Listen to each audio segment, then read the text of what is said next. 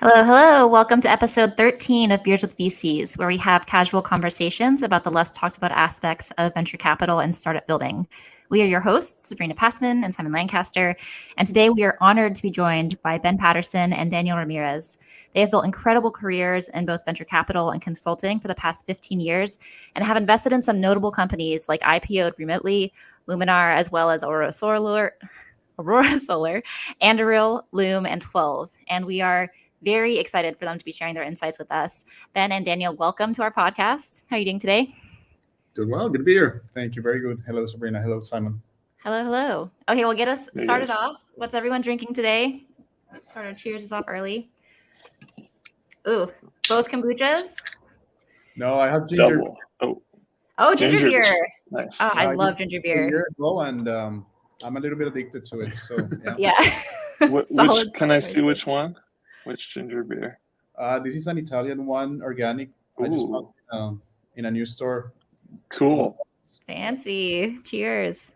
I have a pretty interesting coffee. They advertised it as a Thai coffee, but it has like star anise in it, which is an interesting choice, and tastes like pho, which is very odd. So I like it overall. Pho. Yeah, it's like a weird mix. Because it's similar spices. Yeah. Very interesting.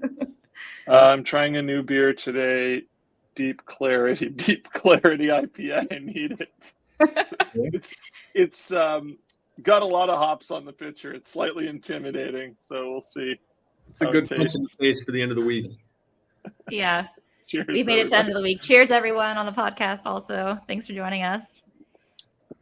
Nice. So to dive right into it, Ben and Daniel, I would love to learn more about your guys' backgrounds, and I would love to understand how that's influenced your investment thesis and strategy at 10VC.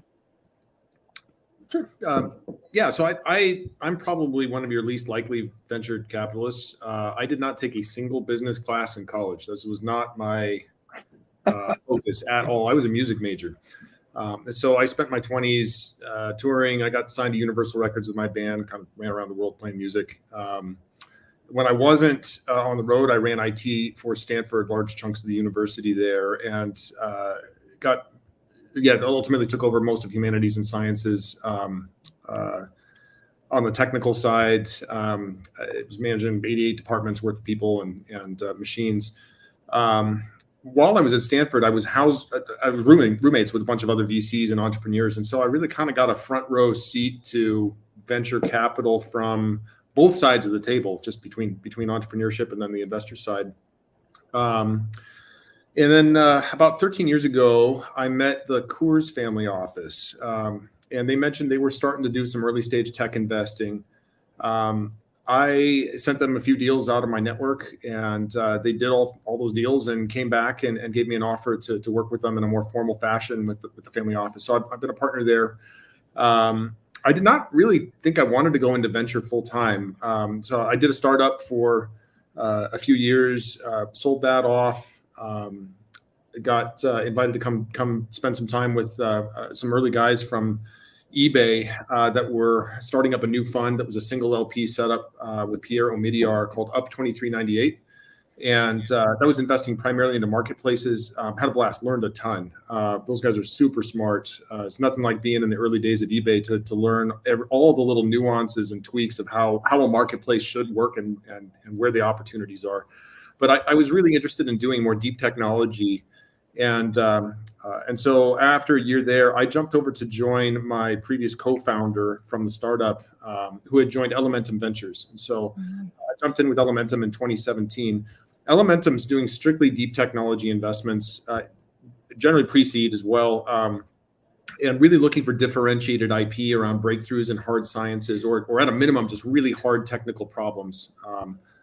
Loom, as one of our investments there, they're not a IP-oriented company necessarily, but the problem that they had solved, even from a software standpoint, was super difficult, and it was really fun to see the technological achievements of that team at those earliest days. And so that kind of fit our thesis enough to get to conviction on that. But yeah, for the most part, what I've done with Elementum there has been deep technology, differentiated IP, and looking for really fun, brilliant entrepreneurs solving hard problems in those spaces. In the background of all this, I was still doing deals with the Coors family.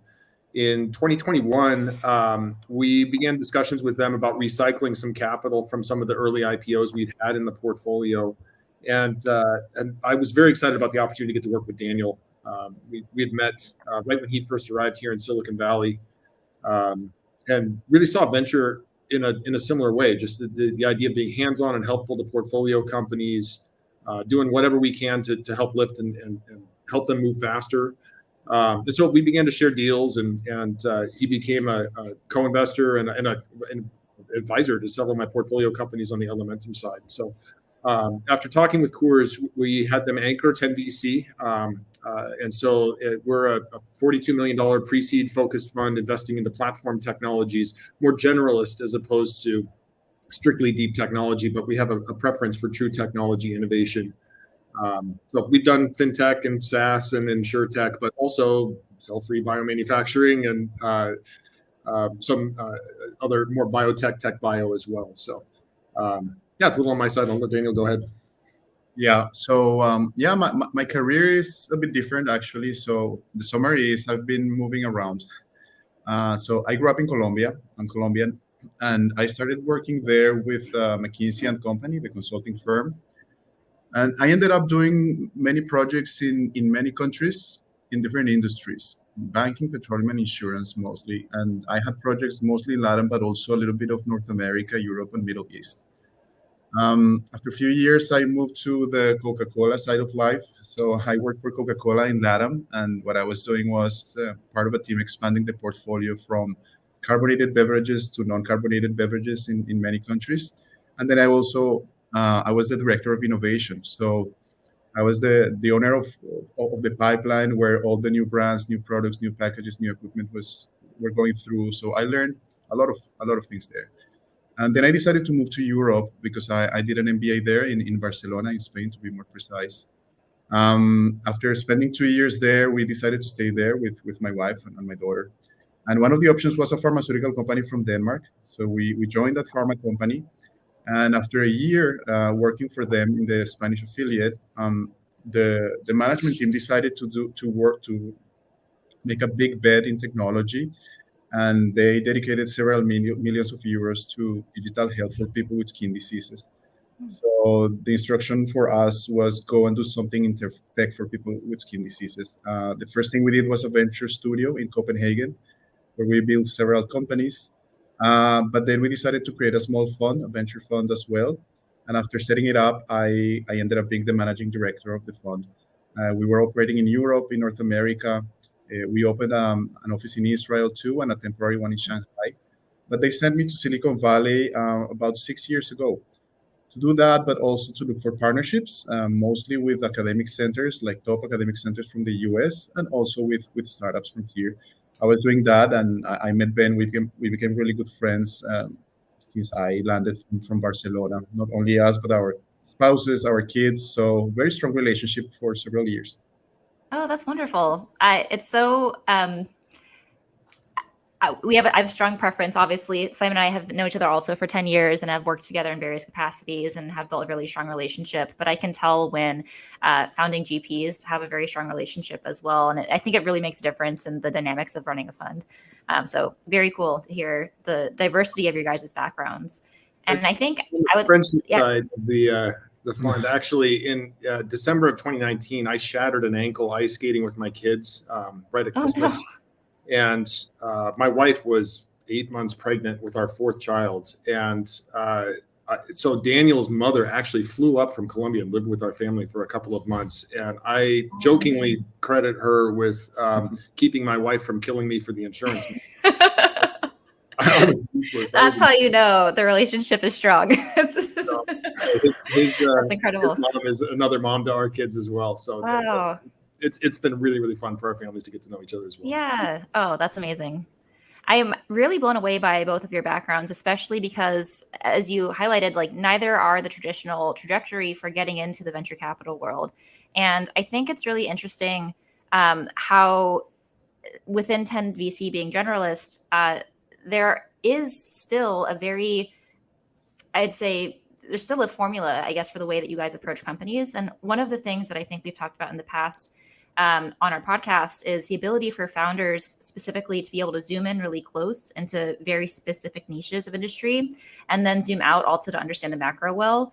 And I've noticed that at 10VC, you do that very well on the fund level. You have a very unique ability to both go very deep on different aspects of the industry, but also understand how that weaves into the macro.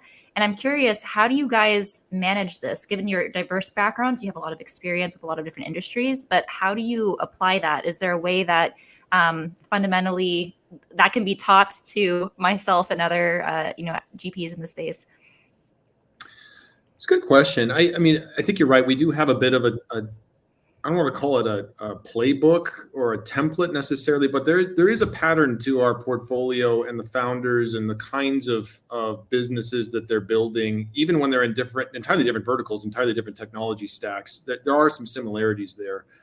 I think to your point on the macro side, I think it's really important as an entrepreneur to really pay attention to what is happening at the 30,000 foot view, because all of that trickles downhill to their customers, to LPs, to GPs, to other companies that may be hoarding talent that you need to recruit, or may flood the market with talent. Like, all of these things have to be factored into your decision making and your prioritization as a founder. And so, having been a founder and raised money and had to balance a lot of those questions, I think there's some lessons I learned from that, some hard lessons, but also some good ones as well.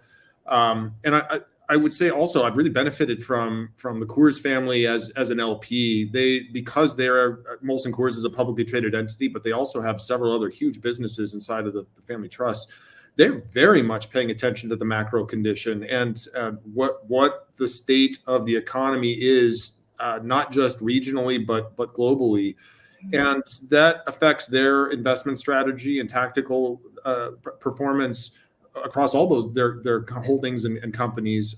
But they've been very, very helpful in feedback of what they see coming, where they see markets moving. And that lets us be able to be a little bit more nimble and agile with what we recommend to our founders. We do a lot of reading. We pay very close attention to what we see in the market. Yeah, so from a founder's point of view, they are expecting valuable insights from us in 4 areas, the macro being one, the market in which they operate being the second one, the VC market in third place, and fourth, their own business. So the first thing to say here is we cannot cover everything ourselves. We do as much as we can, but we believe that the key of this is just surrounding yourself with really good people. So what we have is a network of very high quality people that have really good insights in those 4 aspects that we can bring to the table when we talk to entrepreneurs. The other thing is that our relationship with entrepreneurs is very fluid. We touch base with them very frequently. You would be surprised to learn about the frequency of our interactions. And that means that it's a conversation, not necessarily like a, very discreet interaction. So, there are topics that evolve over time. So we have time to go and bring topics to the table, or we just learn something, we bring it to entrepreneur, they digest it, they bring something back. So things evolve organically, but our main help there is the network. Yeah. And how do you curate this network and keep everything, I guess, balanced and flowing? I think it's so easy to get distracted in the world of VC with everything that's happening. If you're trying to pay attention to, every context that you have that's involved in the higher level things, and also the experts that you have in like the very low level, company level types of things, it can get very overwhelming. Like, do you have a strategy between the two of you that helps you balance this? I'm asking so that we can help model it ourselves, honestly. There's one principle that I think we both appreciate, or we give priority, which is we like fundamentals of things, of business, of economy, of industries. So we really like to talk to people that focus also on the fundamentals of things, and then they operate from that framework, because yes, they learn what is new, but then they always connect it with the fundamentals, and that's where the big transformations come, when the fundamentals are changed. So we want people to be rooted in those, let's say, strong bases, because these are the opinions that matter in our point of view. Yeah. I read a quote from a guy named Miles Monroe. He was actually from the Bahamas, and the quote was, "The greatest failure in life is succeeding at the wrong things." It is really easy in VC to succeed at the wrong stuff. There's so much information. There's so many people to connect with. There's so many companies to connect with. And if you misprioritize, you could end up being very successful at something that completely does not matter, and ultimately may cause you to abdicate the opportunity in front of you. And so a lot of this comes down to just balance of time management, right? Looking and saying, what do I need to know? Where do I need to learn? What do I not know that I really should be paying attention to here? And then being ruthlessly efficient with not wasting time on things that are trivial or secondary or tertiary. I mean, we're generalists, and so if there's any anxiety that I have to manage on a daily basis, is that like I feel like I know so little about so many things, but I don't have full mastery and expertise over every company in our portfolio. I mean, there's no way to do that. So you have to figure out how to balance out what you need to know and know where to go get it. And just, the efficiency, figuring out what to be reading, who to be listening to, and then how to actually be able to take the time to synthesize what you are hearing and learning into a coherent application for your own portfolio company or for your new investments. It doesn't do any good if you know a whole lot of stuff, but you don't actually figure out how to integrate it with a framework that is applicational at somewhere. Mm-hmm. It's such an art, honestly. It's something that we have a little bit of an advantage, I guess, because we're very niche. We are specifically industrials, deep tech. At least we have a narrow lens of the industry that we can focus on. But as a generalist, I can imagine like the sky is the limit, genuinely, of everything that you can possibly engage into. A lot of respect for the amount of information that you guys are parsing on a daily basis and figuring out. I am curious, given, I guess, Ben, your experience previously doing deep tech investing, why did you choose a generalist strategy for 10VC? So technically, I'm still at Elementum. We have the ability to co-invest between the two. So still doing deep tech with Elementum, doing generalist strategy with 10VC. This is a reflection more of just the priority of our LPs on the 10VC side that wanted overarching exposure to tech as a whole. And the thesis here is more, it's platform. And the belief that platforms can come from anywhere. They're not tied to just one particular segment. We don't look for single application, small molecule therapeutics, single application material sciences, single customer risk. I mean, we're looking for broader platform application and marketability of the technologies, usually starting with a narrow wedge and then expanding out over time, either laterally into the same market or jumping to a new market. And so to that end, I mean, we do have a preference for true technology in all of the companies in which we invest. We really generally don't do just business model innovation. Very hard to do defensible, high growth, enduring companies in pure business model innovation. I mean, when you get it right, it's absolutely spectacular, but it's a very, very difficult, challenging thing to stick to that as a core thesis. So we do lean more on true technology, even in a generalist fashion. For those not in the know, can you describe a company that has been just business model innovation in the past 10 years? I think Uber is probably one of the main ones, but others versus platform. And can you describe what platform means to you guys? Yeah, I don't think Uber is strictly business model innovation. I mean, what they were doing was synthesizing a number of other technological advancements that had become ubiquitous in the consumer. I mean, handheld mobile phones that had GPS on them. And they figured out a way to reapply a bunch of these other technologies to deliver a service in a new way. So yes, it is a business model innovation, but there was a lot of tech there that needed to be built to be effective, to handle traffic, to be able to handle roadblocks, construction, accidents, like all of the stuff that you would have to think about for moving people around it. There was a lot of technology that went into building Uber. When I think business model innovation, pure business model innovation, I'm thinking like financial engineering, like buy now, pay laters. A lot of these we saw them just explode in growth, the Klarnas and others, but they're very, very susceptible to changes in interest rates, in consumer sentiment, in global dynamics that are out way beyond the control of the founding team. So, and very hard to be I guess, defensible competitively when there's no barrier to entry in that market. Maybe a clear example could be a company like SurveyMonkey, right? They are successful. They have a very, very good size, and they bring a very good amount of value to businesses, and they change the way marketing teams operate and on other teams. But we would say that kind of technology could be replicated more easily than maybe technology from other companies. So that's where we just have the business model innovation bucket, where we try to not to blame. So business model innovation is not necessarily as defensible as other types of industries that you could pick, and therefore it becomes challenging because you have to really get the business model right in order to succeed. Whereas with other opportunities where defensibility comes into play, it's a little bit easier potentially to predict success.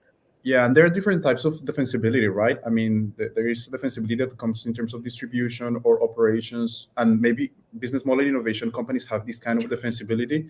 What we prefer is companies that use their own technology as part of their defensibility strategy. I see. Yeah. And so when you talk about platforms, can you describe, my interpretation of that would be the ability to scale into multiple different industries, potentially, given an underlying platform that can be applied. Is that what you mean, or is there more to the platform strategy? Yeah, there are different types of expansion, right? One could be different use cases within an industry. The other thing could be from one industry to another industry, or it could be from one technology to other technology. And there could be other type of expansions, but this is what we want. We want companies to expand sooner rather than later, because the market opportunity grows as they start expanding, and the risk of the company is lower. And that also reflects that the founders know at a deeper level their customers, because they know already more or less what other pain points they have and what could be a business opportunity that they can tackle. And that knowledge is always profitable, even if you don't expand, because the more you know the customer, the better the business is going to perform. I'm curious on your opinions of like balancing. So absolutely agree. Like diversifying customer base. Ben mentioned earlier, like single customer risk, obviously a huge red flag.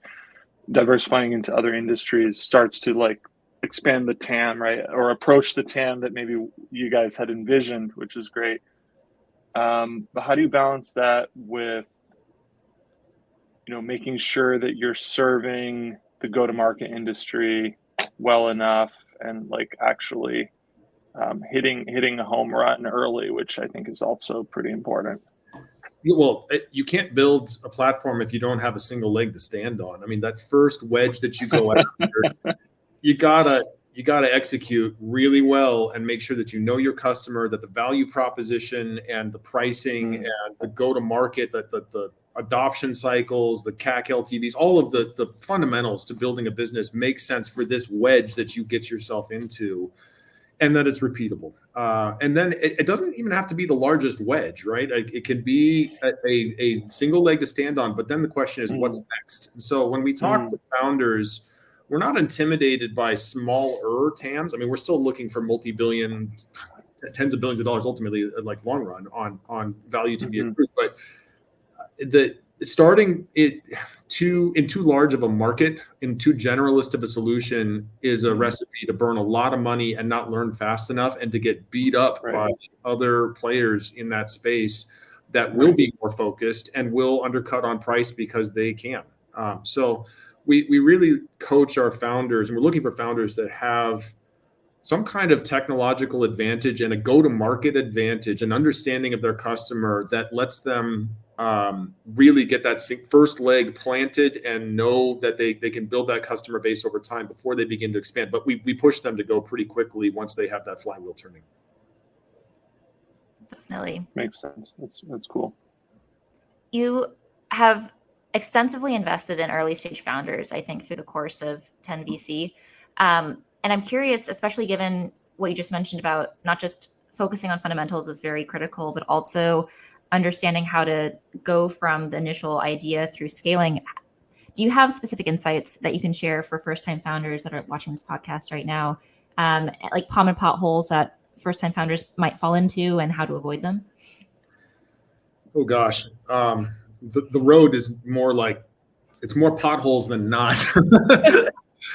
There's a lot of things that can just derail a company from day one. And I think it's just really important that founders make sure that they have the right team put together to solve the problem that they're going after.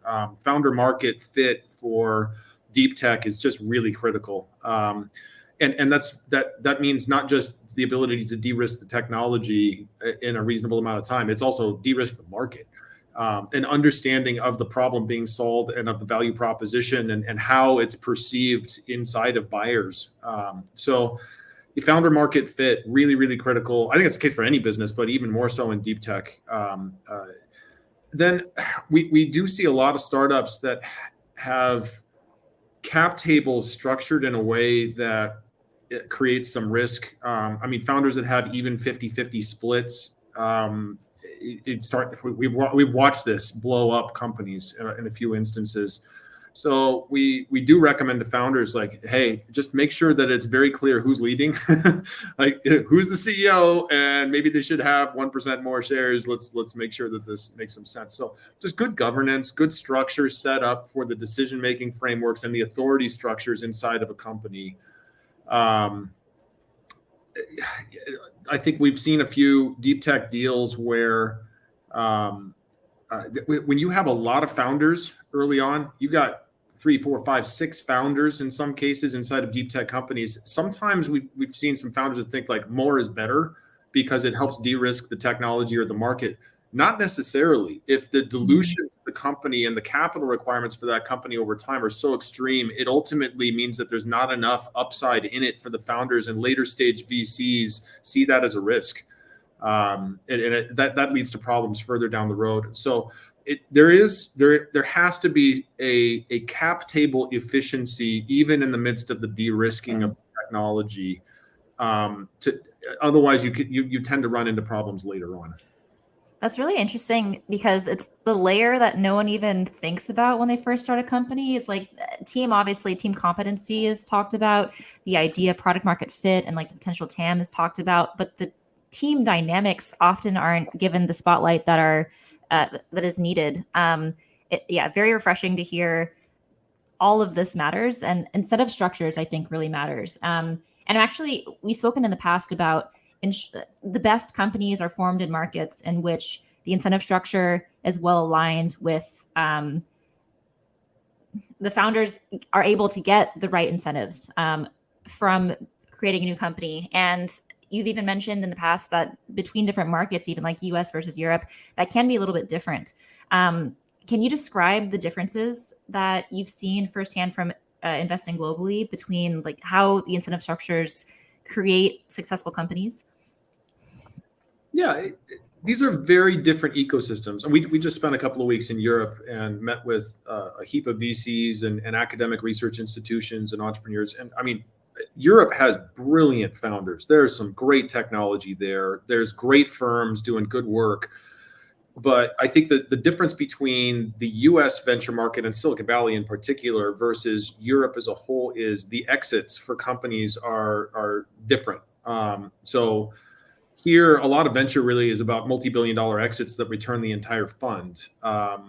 Sometimes in multiples, hopefully in multiples, right? I mean, if you're trying to see transformational outcomes. In Europe, I mean, exits are more typically M&A, not IPOs. If the company's going to IPO, they come to the US.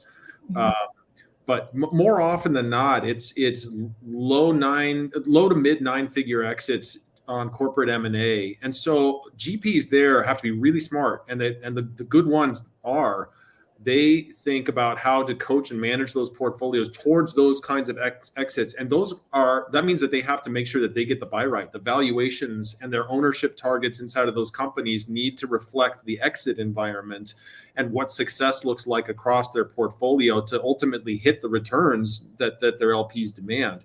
So I think this is one of the factors in why you see valuations a little more depressed in the European ecosystem. That's a direct correlation with the exits that we have been seeing there historically, and probably will continue to be the case moving forward. Yeah, and one implication of what Ben is mentioning is that we have noticed that several companies, not all of them, but several, are very diluted very early. Mm-hmm. And that's some misalignment of incentives, right? Both for the founders, but also for future investors. And definitely, we have met several companies that with great teams, great products, great markets, but the dilution is too high, so it's too risky to invest in those companies, and that's a disadvantage for the ecosystem as well. It's particularly heartbreaking because once you get into that situation, it feels like you've got all of the hard stuff right, the market, the product, the technology, and it's something that I feel like could have been avoided. Like, do you have any advice for someone that might be in that situation of how to get out, or someone who's just starting, like how to avoid that pothole? I think that to solve that problem, you need different stakeholders to align, to be honest, because founders, okay, is one part of it, but the other could be universities or venture studios. So these kind of organizations, they need to be able to get a piece of equity or whatever that is not going to affect the company later. Then you have the early investors, angel investors, or pre-seed investors. And they have to be, they have to be very responsible with the valuation that they set, because that's going to affect the dilution. So if they go for a very, very, very low valuation, they can get a super high piece of the company for very little money that is not going to allow the company to go far and still dilute the founders. So in the end, it's coordination between the founders, the investors, and in the case of universities or venture studios, those institutions as well. Yeah. Is there like a rule of thumb of like typical ranges that you guys think is okay, and ones that would be definite red flags, I guess, especially in the early stages? This is very well. I'm going to speak from a general perspective as opposed to deep tech, but I mean, general rule of thumb is you're looking for pre-seed rounds that dilute anywhere from like up to 15%, but hopefully no more than, and you really would prefer closer to 10. Seed rounds that are 15% up to 20%, hopefully not more than 20. Series A's that are hopefully 20 to 33. And as you continue to move forward, you just need to make sure there's enough cap table left. And so when pre-seed rounds start to take up 25 to 30% of the company from day one, boy, the kind of progress that a team needs to make on that capital to make up for the dilution that they've had is really, really difficult. And so I think we when we look at cap tables, we're always asking the question: what is the capital requirements of this business to achieve the milestones for the next round and the round after that? Really, if there's technical risk involved, if there's market risk involved, what are the hurdles that need to be achieved here to see the company pull out of the dilution and get to a place where it's more aligned to where maybe the U.S. market happens to be? That said, the kinds of outcomes in Europe here, like these low to mid 9-figure outcomes, you see some entrepreneurs that they're just super scrappy. They do it on very little capital because they're ultimately incented to do it on very little capital. They're not going to take more capital to grow and try to go for the swing for the fences approach because the risk isn't commensurate to the reward if the exit environment isn't there. So I love the scrappiness of a lot of the founders that we met with and how hard they pushed on very little money to build really material, meaningful businesses there. But at the end of the day, that ecosystem, everybody, the founders and the LPs, the GPs, and ultimately the LPs have to be aligned about what that ecosystem looks like, where good exits come from, what a good exit actually is, and make sure the investments are aligned. It's really interesting. Would you, and I guess I'm thinking about if I were a founder and I was deciding where to form and grow my business. I think everyone, no matter where you start, I think they recognize that the US is a great place, Series A beyond, to scale because of that kind of infinite upside potential that kind of exists in the US. Are there, outside of ensuring that your cap table early on, if you were a founder in Europe, for example, it is solid, are there other things that you need to worry about when forming in Europe to prepare yourself for a move to the US? Good question. there are tax implications to founders, right? Anytime you try to move to a Delaware C corp, and you see the recent news on Norway and some of the exit tax that they're now jamming down, but those have real implications for those ecosystems. And so, I think entrepreneurs are well served to get really good legal counsel up front before they even incorporate, that can talk to them about the implications of filing to open a business in their European side, or whether they start in the US, or if they're already incorporated, what does it look like to flip? Does it make sense? And in many cases, it may or may not. I mean, some of this comes down to the customer and the market that you're going after, how you service that market. You may not need to actually have a Delaware C corp here. There are less issues with US VCs are getting more comfortable over time with investing into the European ecosystem. I mean, a lot of firms moved there actually over the last few years to specifically be investing in European entrepreneurs. So there's still not nearly as many as you would want or hope for that ecosystem.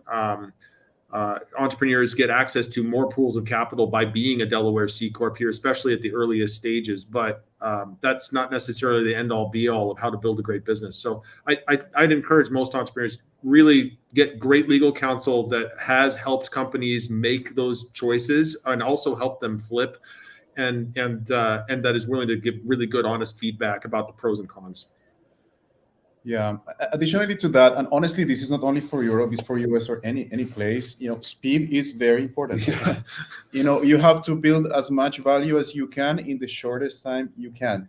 The thing in Europe is that the market could be fragmented to some extent because you change country and you might be changing, language, culture, even regulation in some cases. So it might slow down the companies.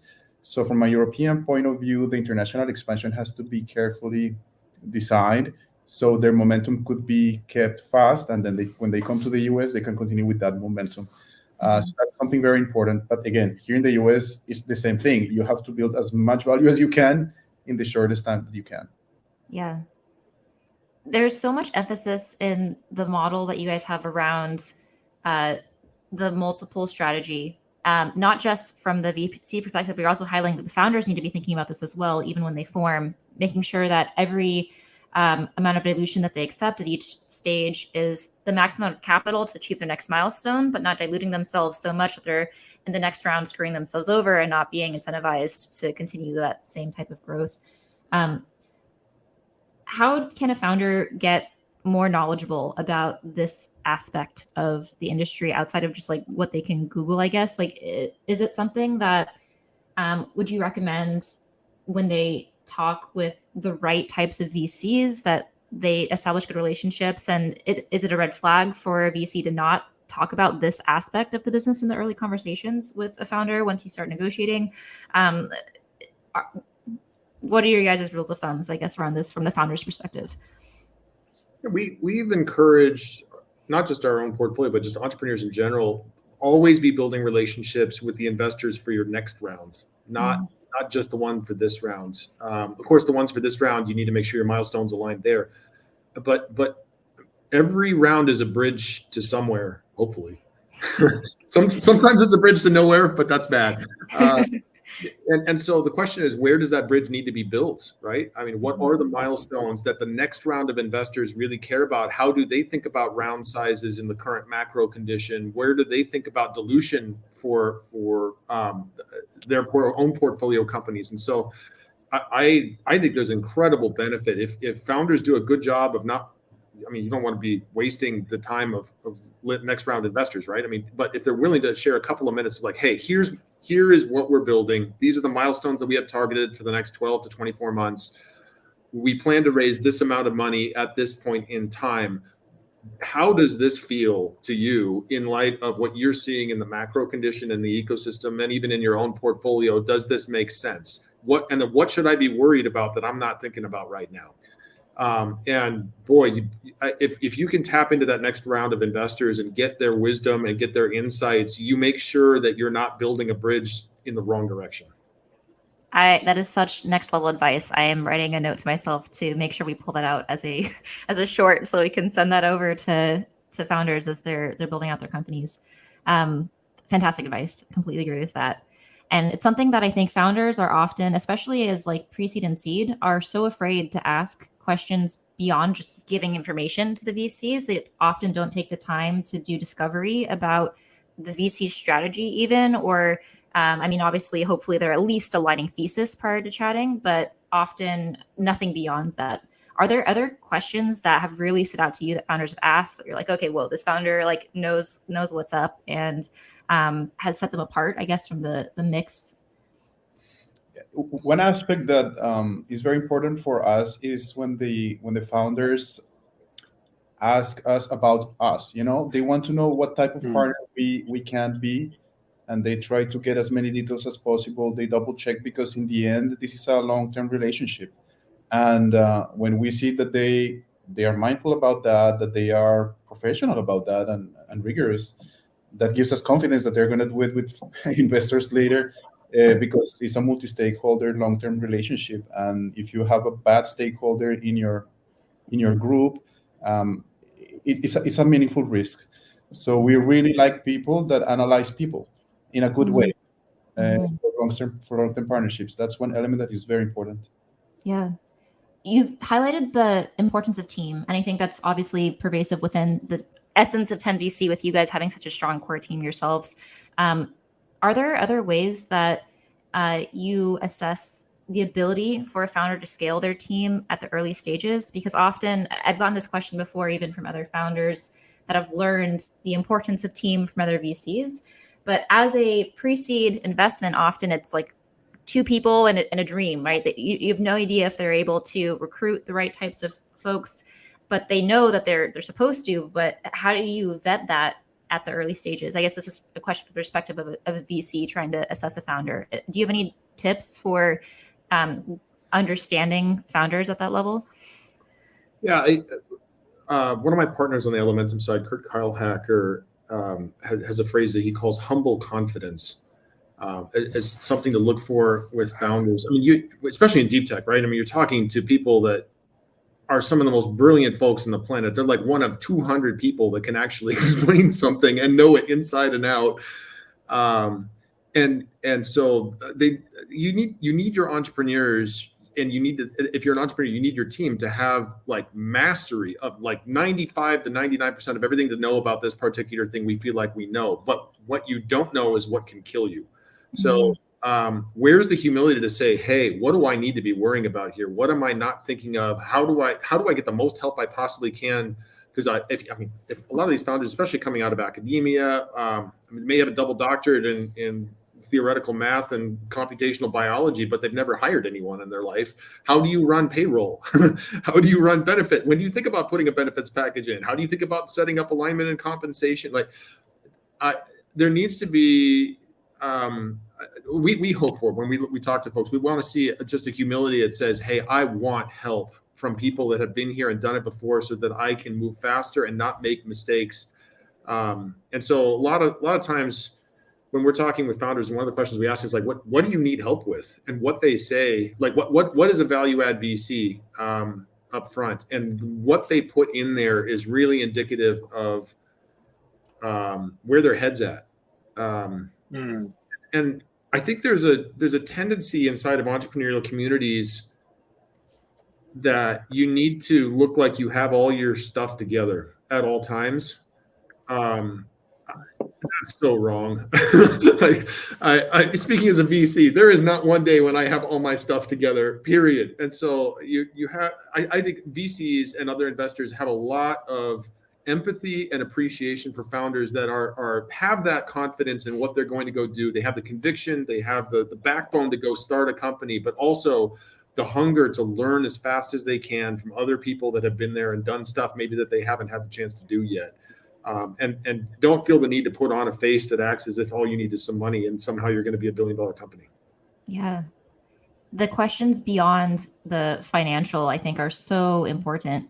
And yeah, as I mentioned, I've never even heard actually of a VC asking or putting in the initial questionnaire, like, what do you need help with? And using that as a metric to understand where their head's at.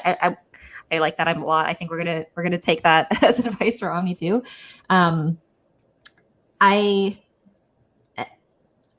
so curious about you have such a wealth of knowledge. I'm trying to like figure out how I can like dig out the nuggets for the founders on our podcast today. And outside of, so we talked about team, we've talked about making sure that you're not just thinking about the problem and the market, but you're also thinking about the fundamentals of how to make a company like livable and comfortable and incentivized for not just yourself, but your team members. Sure. And making sure like crafting that environment from the bare bones, like first stage of your fundraise is incredibly important. Are there strategies that you can implement to make sure that you're thinking about all of that on top of the rest? And would you recommend, for example, to have advisors in each of those areas if you're starting a new company, if you're not aware, or would you recommend like finding that within the VC that's investing into you? How do you go about building that network of support as an early stage founder? Well, I think it's similar to what we were discussing about how we get on top of things. They have to surround themselves with good people. Mm-hmm. The investors should be part of that network, but they should have formal, informal advisors, peers, all sort of people around them that will let them see the problem from different perspectives or the situation from different perspectives, so they don't have blind spots. And once they find the blind spots, see who can help them tackle these blind spots. It could be an advisor, it could be an employee, or it could be an investor. So the good thing about being humble and understanding, okay, I'm not going to control everything, I need help. That means that, you let other people in, and usually these people are better than you in that specific field. So the output is going to be better in theory. So it's that attitude that allows them to surround themselves with good people and let them in the circle, so the value is created from different angles and different perspectives. Mm-hmm. One of the things that we do with our portfolio, after we've invested and we start to get to know them, we've got hopefully some regular cadence of meetings on the books or getting more face time. One of the things we encourage them is like, you're going to have a culture in your company, whether you like it or not. The question is, are you going to be intentional about building the culture that you want to wake up to in 5 years? And to not just get so focused on building stuff like product and sales and execution that you miss the foundational elements of what it means to be a transformational, enduring company in the long run. That is going to be a place where a lot of people are going to be working and hopefully come away saying, I'm glad to be here. And we know some founders that have woken up in like 5 to 7 years and have been like, I hate working at my own company. And that's just sad. And there is a bit of a trap there, right? I mean, you do need to focus on the fundamentals. Otherwise, you don't even have a company to begin with. But it's worth it from the earliest days saying, hey, how do we want to operate as a culture moving forward? What are the value systems we're going to align with? How do we think about filtering for those values in the way that we handle the day-to-day of building a company? Otherwise, it just sort of naturally evolves to the personality of the loudest voice in the room, and dangerous place to be. Yeah. I think it all comes back to what you've mentioned many times, is the humility of it all. So making sure that you have the humility to, as a founding person of your startup, to understand that it's a dynamic. There's many people at play. There's no posturing that is needed in any aspect, or posturing is not helpful in many aspects of running a startup. And being transparent about everyone on your team of what you want the environment to look like, and also with all of your advisors, and not sort of hiding the negative aspects of the business that you don't know how to handle, being humble enough to actually shed light on them and say, this is a problem that I'm experiencing. Can you help me figure out how to solve it? Yeah, I've never heard a VC ever highlight this aspect of being a founder before. And I'm really grateful that you guys have brought this up. And it's amazing that it's a core pillar of how you guys approach the industry from 10 VC. Okay, I'm going to be a little bit selfish now. So we've given founders many nuggets. I kind of want to pivot quickly. I know we don't have as much time, but to the GPs in the audience. And one thing that I've been incredibly grateful for is, Ben, your advice around fund modeling. And you've mentioned throughout our podcast so far the importance of making sure the dilution is strong, so that dilution is reasonable, so that the incentives are aligned on all fronts. And I'm curious, can you give some like high level advice around a GP figuring out if they want to be an early stage investor, how to think about their fund model. What is the most important criteria for them to consider when maintaining that amount of equity into companies so that they're not too diluted down the line either, and how you've approached it within your past VC experience. Yeah, from a fund construction perspective, I mean, there is no right way to return a fantastic fund. At the end of the day, every fund involves having great founders in your portfolio, building great technologies in great spaces. That's has to be there, regardless of your concentration, your sector, even your stage.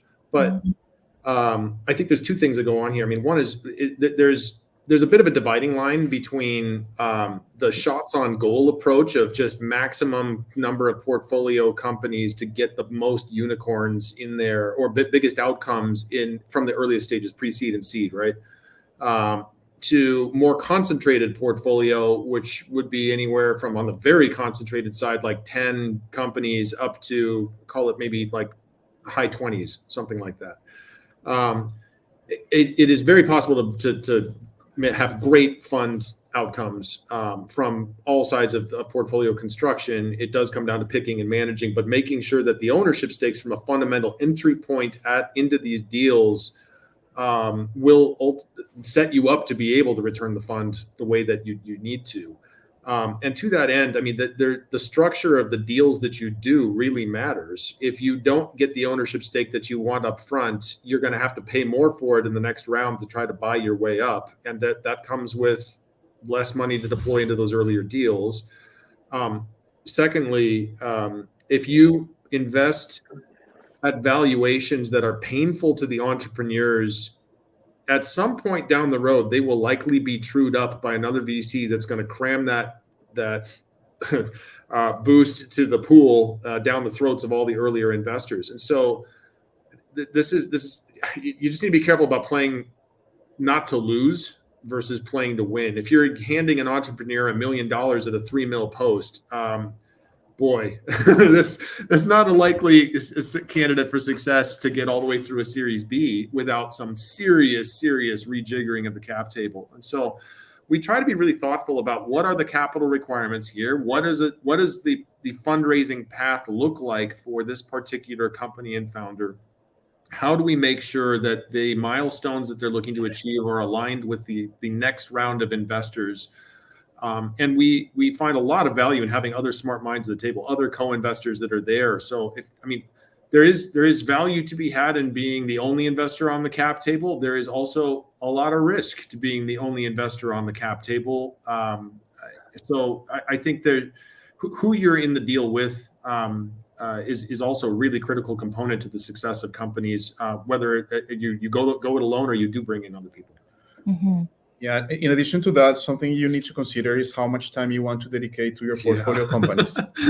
And that's where, for example, our philosophy is we want to dedicate a lot of time to the portfolio companies, because there was this super interesting quote that just got stuck in my mind. So someone said something like, I try to make right decisions, and then I try to make my decisions right. So basically what this means is, hey, you invest, but you're not done. You can do so many things to help the company succeed. And we kind of like operate under this kind of philosophy, but that means that we have to dedicate a lot of time for the companies. So we cannot afford to have a huge portfolio, because then we cannot dedicate the time that we want. So that's another big element that GP has to consider, because first of all is, do they believe in it or not, and second of all, do they enjoy it or not, right? Because it's a real component of your day-to-day. Yeah, and to your point, there's successful funds on both ends of the spectrum. Yeah. It's just how your personality, what type of strategy you want to be implementing. Yeah. Well, and some of it's somewhat controversial too. Like from industry perspective, some funds are very much of the statistical modeling versus value add and trying to, like you said, make your decisions. The personal connection. Yeah, and this one comes from our own experience, to be honest. It doesn't come from statistics or reports or anything. It's what has worked for us in the past. And how it also aligns with our personalities. So it flows very naturally from 10VC. There could be very different situations where it doesn't flow, and they might be as successful or more successful. Who knows? Yeah. Mhm. It is a style question. But like I said, you can build great portfolio outcomes from both styles. I like people. I like being with people. I like learning. I like helping folks. I get a lot of joy out of seeing other people be successful and me just being in the background and not doing anything. And I've really not needing credit for that kind of stuff. So that's just part of our ethos is be in the background and do as much lifting as we possibly can. If I was doing 80 checks every 2 years to different companies, first off, that sounds exhausting from a paperwork standpoint. I don't know how GPs that single LP funds handle even like a normal portfolio. I have so much respect for single GPs. There is so much work to be done in every fund. But especially if you're by yourself. And so I think on our style, we choose to do less deals as opposed to more because that's how we like getting up in the morning and getting to help people and be hands-on with it, versus just not being aware of what's actually happening. Yeah. I think it speaks deeply to your guys' personalities and also the ethos of 10VC. And we're really grateful for you guys to have shared everything you have so far. We are on our last question. And the question is for both of you. Who has been the most impactful person in each of your careers today and why? You want to start? Go ahead. Yeah. So in my case, it was one of my professors during the MBA program that I did in Spain.